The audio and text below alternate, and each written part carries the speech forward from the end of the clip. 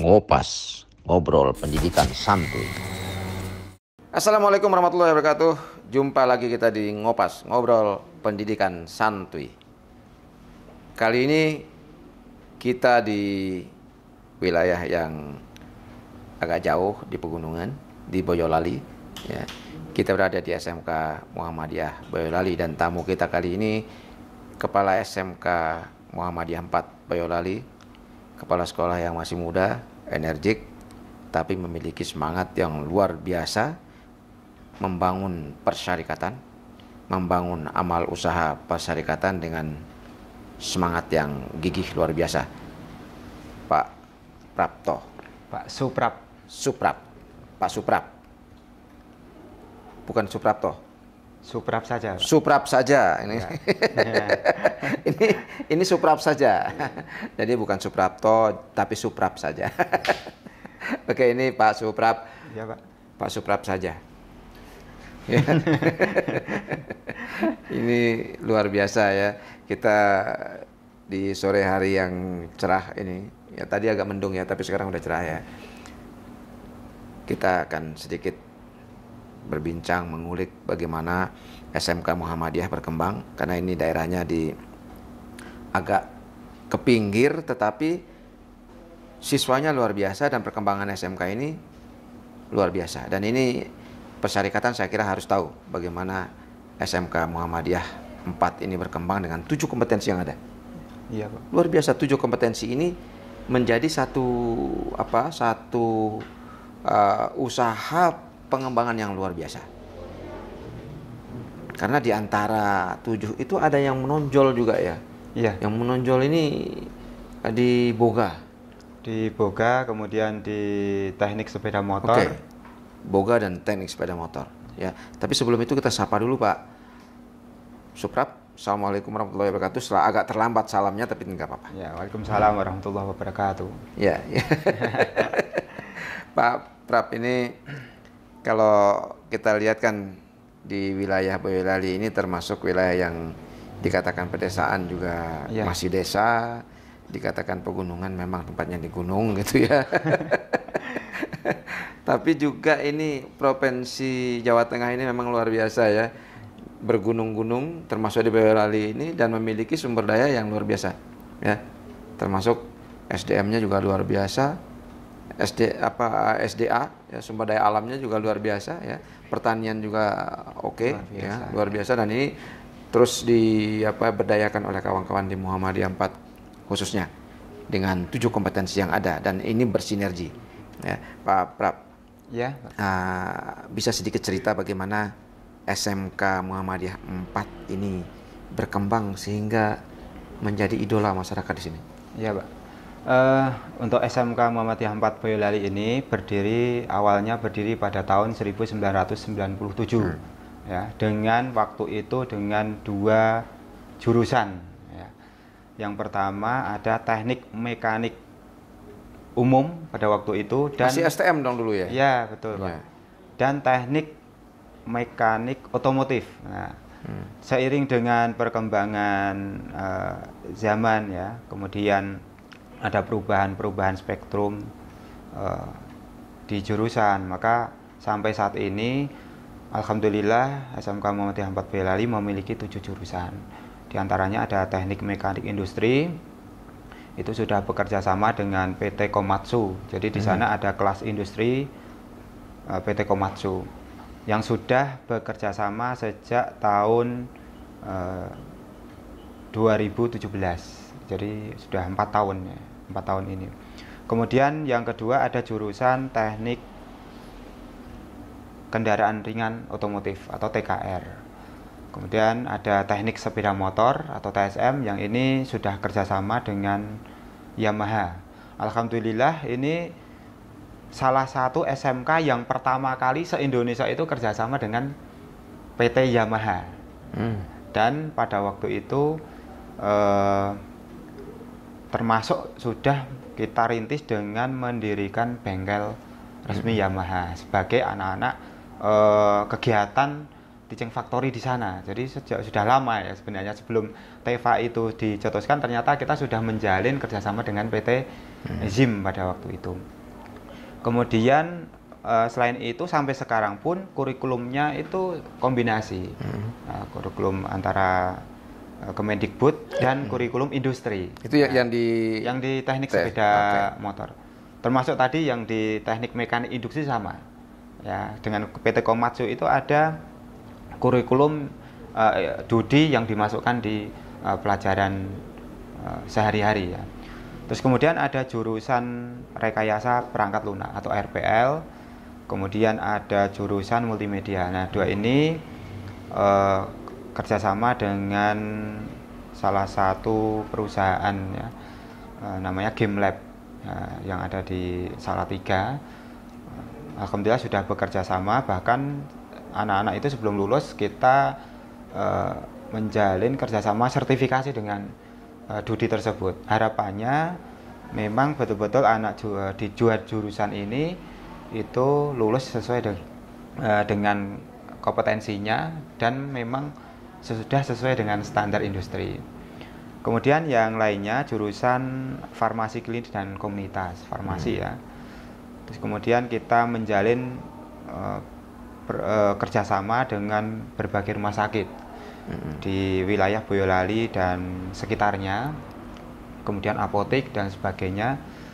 Itu dalam rangka peningkatan kompetensi anak, ada yang untuk PKL, ada yang untuk magang guru dan lain sebagainya. Sebentar Pak, ini kan awalnya teknik ya, teknologi basisnya. Betul. Di pemesinan.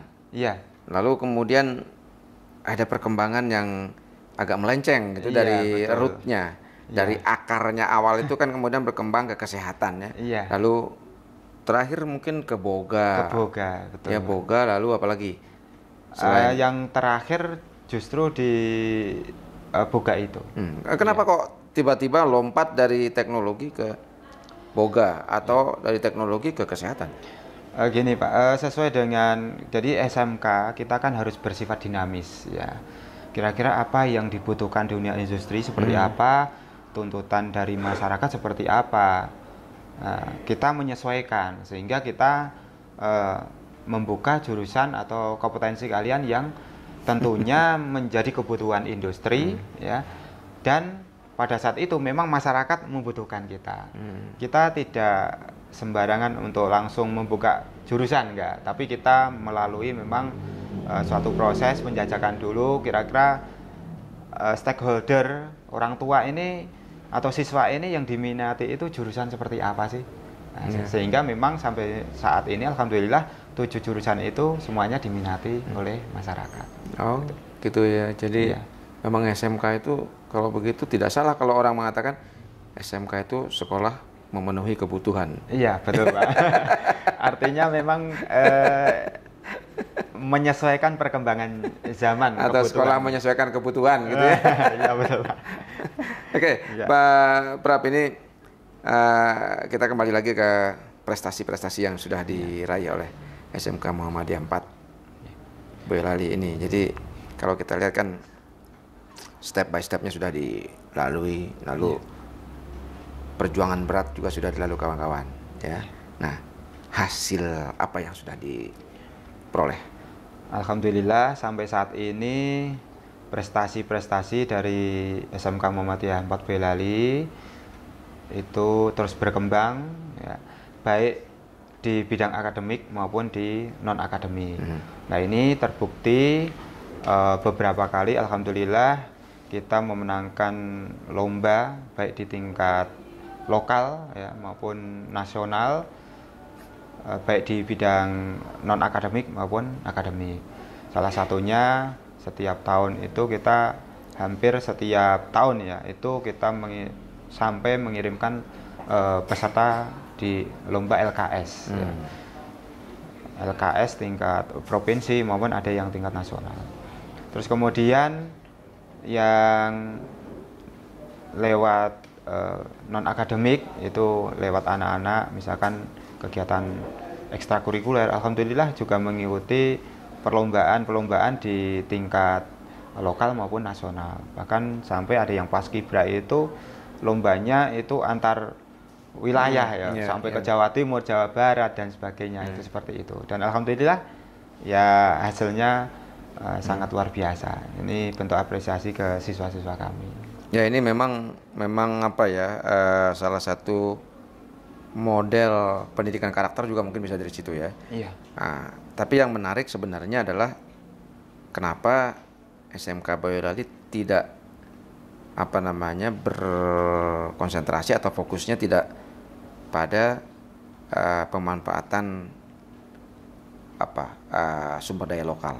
Misalnya kan di sini kalau kita lihat susu. Iya. Nah, susu. Tapi yang diolah bukan susu, tapi kopi. Iya. Apa kopi di Boyolali juga menjadi salah satu produk yang diunggulkan? Ya, ini akhir-akhir ini memang untuk barista, khususnya perkembangan barista ini kan sangat luar biasa ya. Nah, kami memanfaatkan itu. Kemudian di lokal juga ternyata ada kopi ya yang dihasilkan dari lereng Merbabu. Nah, ini kita manfaatkan. Nah, sehingga memang kita menggali potensi lokal yang ada, salah satunya kopi. Memang kita baru konsentrasi di kopi, ya, belum sampai konsentrasi di yang ke susu. Karena kebanyakan susu memang nanti ke produk-produk olahan ya, ke produk-produk olahan seperti itu. Ya, ini memang menarik ya kalau melihat kopi di Boyolali ini, karena ada satu kopi yang hanya tumbuh di Boyolali dan tidak bisa dibudidaya di tempat lain. Yang ini rasanya agak khas ya, ada khas dan itu pengolahannya juga khas. Nah, ini saya dengar di SMK 4 yang mengelola. Iya. Ini seperti apa? Lewat anak-anak itu memang kita kita ajari ya anak-anak itu mulai dari mereka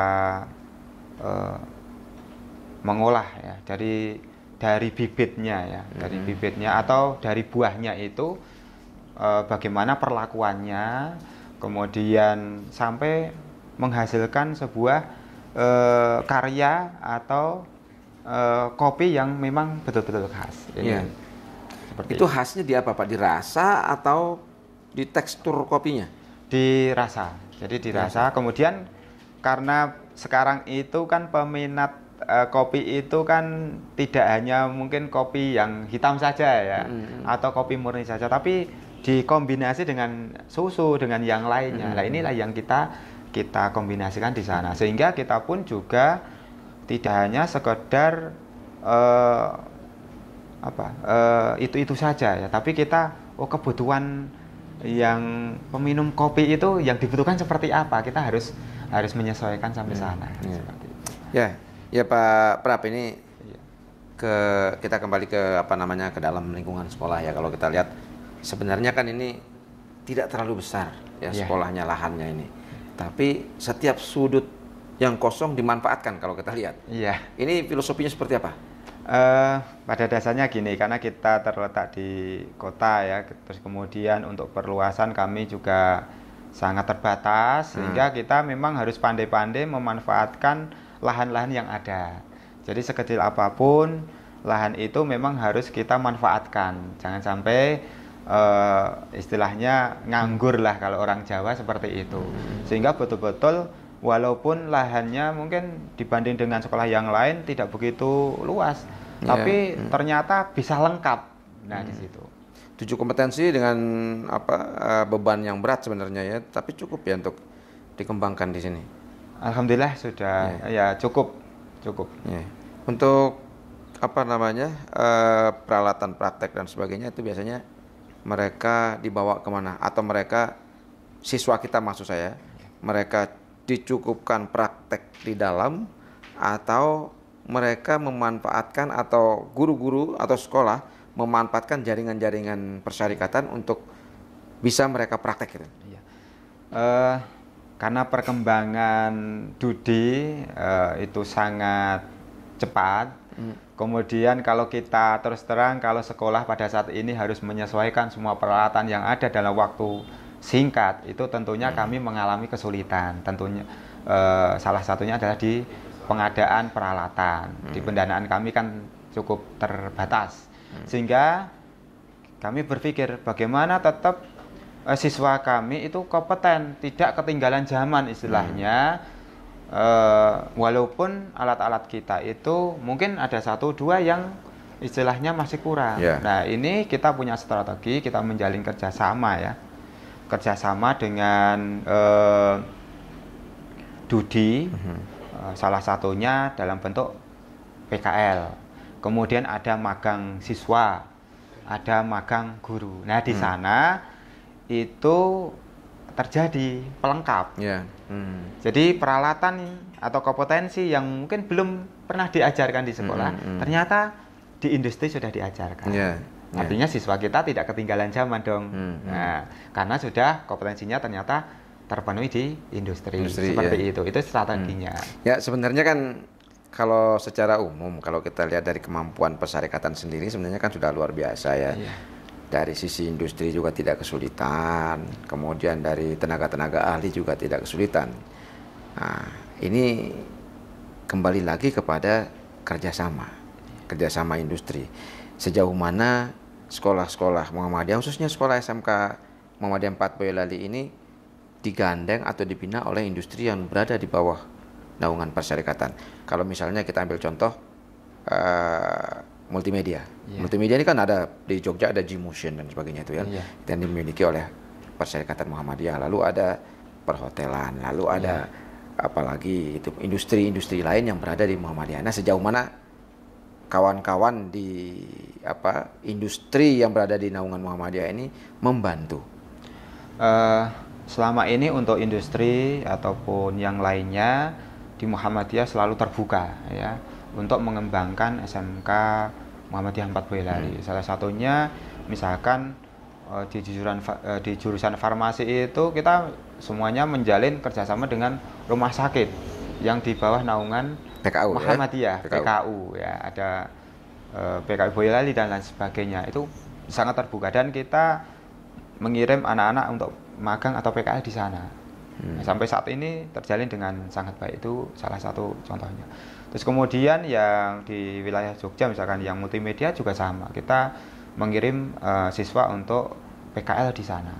Dan alhamdulillah juga Muhammadiyah persyarikatan. Kalau di antara sekolah-sekolah Muhammadiyah yang di perkotaan, yang di pedesaan atau bahkan di pelosok itu ada semacam jaringan yang dibangun untuk saling tukar sumber dayanya misalnya? Alhamdulillah untuk di Boyolali ini kita saling kerjasama ya, kerjasama. Misalkan sebagai contoh kita di jaringan Bursa Kerja Khusus atau BKK. Jadi kita ada sekolah-sekolah Muhammadiyah khususnya yang di Boyolali saling kerjasama, memberikan informasi tentang perekrutan kerja.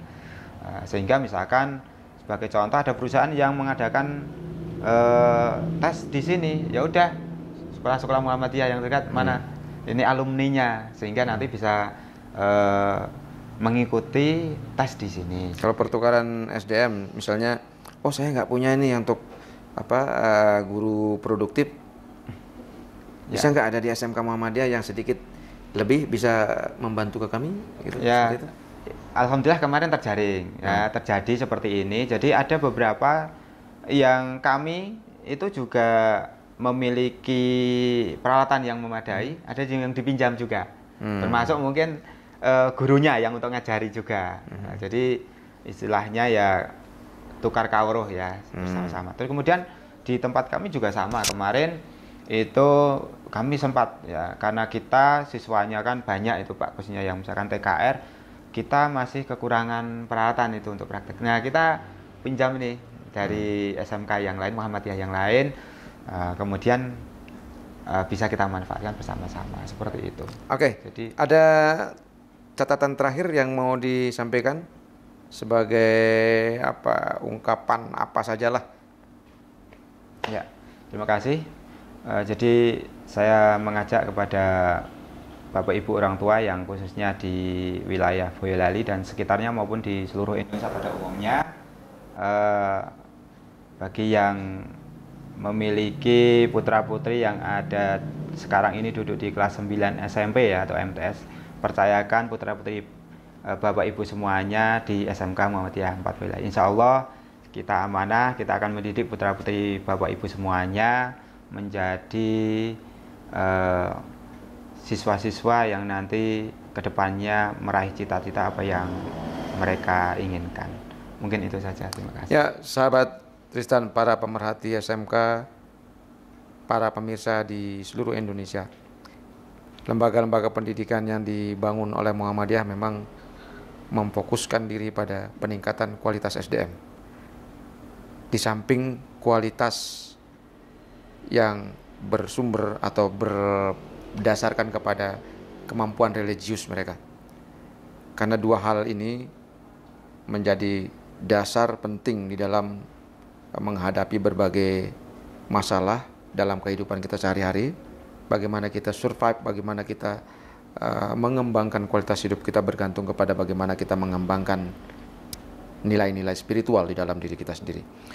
Dan sahabat, SMK 4 Boyolali ini juga menjadi salah satu kawah candra di muka di Boyolali ini untuk membangun sumber daya manusia khususnya di tingkat lokal, ya Pak ya.